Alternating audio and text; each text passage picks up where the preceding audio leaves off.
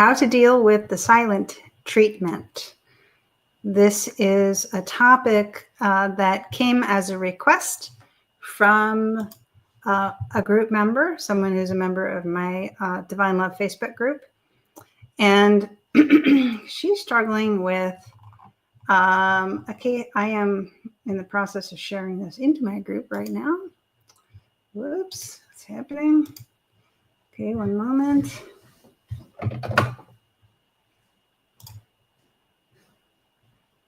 Wait a minute.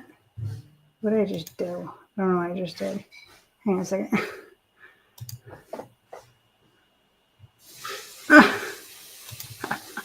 One moment, technical difficulties. Okay, this is better. Here we go. Now it's working. Okay.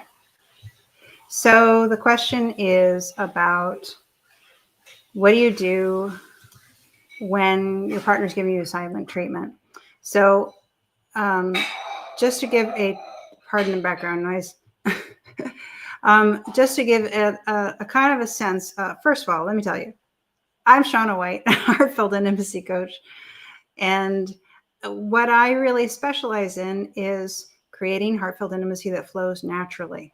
So this is what's missing in this situation. So here we go. A general description of some of what's going on is that, for instance, maybe they're going somewhere, or he says that he's going somewhere and she says she's going to come and he knows she's going to come. But then at the last minute, he says that he's leaving and he doesn't, he acts like he's not going to wait for her. And she's like, wait, I got to get my coat. And so he actually goes out to the car and then he's waiting in the car. He's actually waiting for her, but she's not sure if he would drive off if she took more than 5 minutes to actually put her coat on. So there's a feeling of like passive aggressive. I don't want to, animosity is probably too strong of a word, but kind of, you know, not a feeling of like, I want you to be there with me and I'm making the space for it. It's more of a feeling of I'm not happy about this situation and I'm just tolerating your presence, or I'm tolerating collaborating with you. So conversation on the way to where they were going was not super, you know, was tense and not flowing. And then when they got there, he was very non-interactive, very non-team throughout the evening. And then there was a little bit more connection on the way home. And then there was the opportunity, I believe, if I remember correctly, sometimes it happens, sometimes it doesn't. There's the opportunity to try to connect through cuddling, but not talking about anything. And then in another case, other situation, I won't go into details because I don't remember all the details, but the gist of it all is that it sounds like the best that they can get to connecting is times where they can cuddle without talking about anything, as long as none of the issues are up. And other times he's keeping to himself and doesn't want to talk and might not talk for days. So waiting him out is a painful thing. And she's really struggling with, how do I handle this situation? Because she wants to feel connection, and she's having a hard time finding how to bring it up in a way that that actually improves the situation, doesn't just make it worse. So this is a tough situation. And the first thing I want to say is that nothing superficial is really going to work here, because this situation tells me that there are a lot of unspoken issues, a lot of unresolved, unspoken issues. And all of those unspoken issues are in the way of feeling good together. Someone liked my video. Hello, thank you for watching. So, yes, so all these unspoken issues are in the way of feeling good together, and they're not getting talked about. Now, one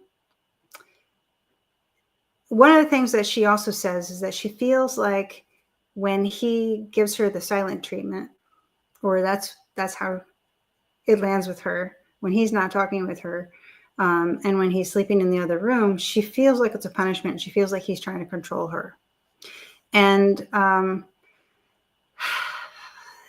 this is so one of the things I noticed in a relationship that I was in when I was trying to give up my ways that I saw that I was controlling my life, controlling the situation, controlling my, I don't know if I controlled my partner so much. That seems to be a more obvious form of control. My methods or my ways of being controlling were more subtle than that. I was just trying to have the life I wanted to have, and I didn't know. I was trying to make it happen instead of really like ask the questions and let things come to light and let things be what they were and trust that I can have the life I want, but not have to make it necessarily out of the situation that I have in front of me. So anyway, but what I noticed is that as I was trying to give up my control patterns, my partner's control patterns started to control me. So it was kind of a case of control or be controlled, because we both brought control to the table. And that's very likely because honestly, I mean, control is not a very nice word, but when you really start to look at the subtle details of the nuances of how we interact with each other, it's quite common and it's not horrendous. I mean, there's really obvious control. There's really like controlling control that is not cool. You know, it's really manipulative and anybody can spot it. But when we're really looking for how to create heartfelt intimacy that flows naturally, this is a nuanced art. And so we have to look at more subtle dynamics going on, and control comes up in that. But I don't want anybody to judge themselves. It's just when we have an idea of what we want and then we communicate from that place of of this idea that we want, our communication can come out in a controlling way. It's really, really subtle and it's really normal. It happens a lot. Okay. Hello, another person's joined me. Thank you so much. So anyway, another thing that happens is, and this might be going on both sides of this relationship, when people feel controlled, they stop expressing themselves. This actually, I brought up in my last video where I talked about my horse and how I realized that I was still a tiny bit controlling, tiny bit controlling with her. And it was muting her self-expression by 90%. So with humans is usually a little different than that. But the fact that he won't talk, my first thought is that I would try to get him talking. Like, she, I think, has done more of the talking because she's been trying to work on this situation and has been trying to express what she would like to create with him. And he's not talking. And I suspect it's possible he might not be talking because he feels like I don't know, okay, because I don't know. I haven't worked with this couple, so I don't know the details and I don't know the progression over time. Maybe he's a guy who just doesn't ever like to talk. And if that's the case, that's a challenging decision. It's a decision to be in a challenging relationship, because talking is a really important part of renegotiating your relationship on a regular basis to a healthy dynamic over and over again. Every little thing that comes up needs to be resolved one way or another, and talking is a really great way to do that. So you can develop mutual understanding. So if you're with a partner who just doesn't ever want to talk, that's going to be super challenging. And I would ask yourself if that's what you really want. Do you really, what do you want in a relationship? What do you want your love life to look like? And do you think that you can actually achieve that in creative collaboration with someone who doesn't ever want to talk? So ask yourself that question and get real with yourself about that. However, if you are with a partner who will talk or has talked in the past but won't talk now, then I would suspect that your partner feels unheard and feels like they've tried to express themselves and it hasn't worked, or there's too much pressure. They get too much pressure in the conversation when they try to express themselves. So they don't want to try anymore because it doesn't work. So I would ask them what they want. What do they feel? What do they want? When's the last? You can ask all kinds of questions, okay? And then I'm thinking of beautiful questions that my partner asked me. When's the last time you were angry with me? That's a great question to ask. Or those kinds of questions. What is it that what do you feel like you're missing in this relationship? Ask questions to draw your partner out. That's step one. But step two is you have to give your partner a safe place to give you an honest answer. And that means that, number one, you don't freak out when they give you an answer, something you don't want to hear. And number two, you don't counter with your own needs.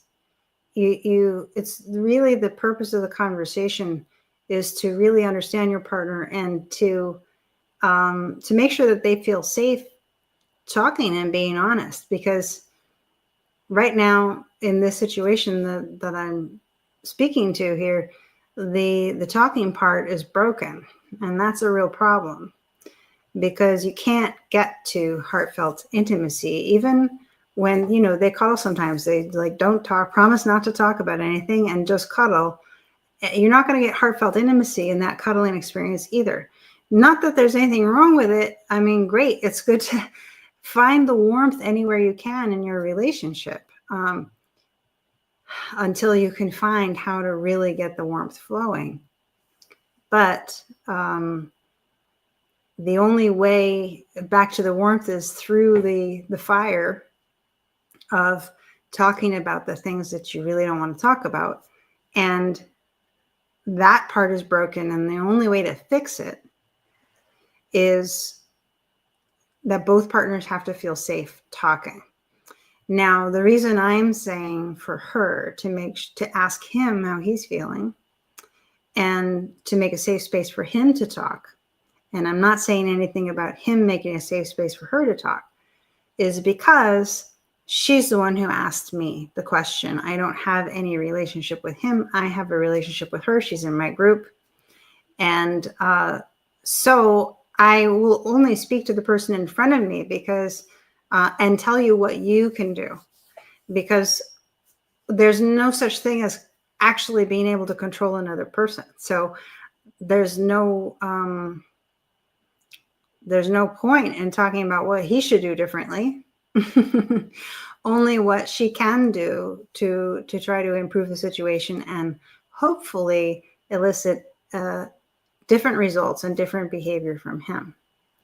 So that would be my suggestion in that very difficult situation where you have a partner who has not completely checked out of the relationship, but isn't coming to the table to work things through.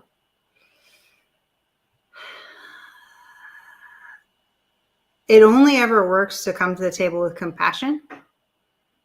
And so that's what we can do in this situation, is come to the table with compassion, find out why he shut down, and try to help him trust to open back up.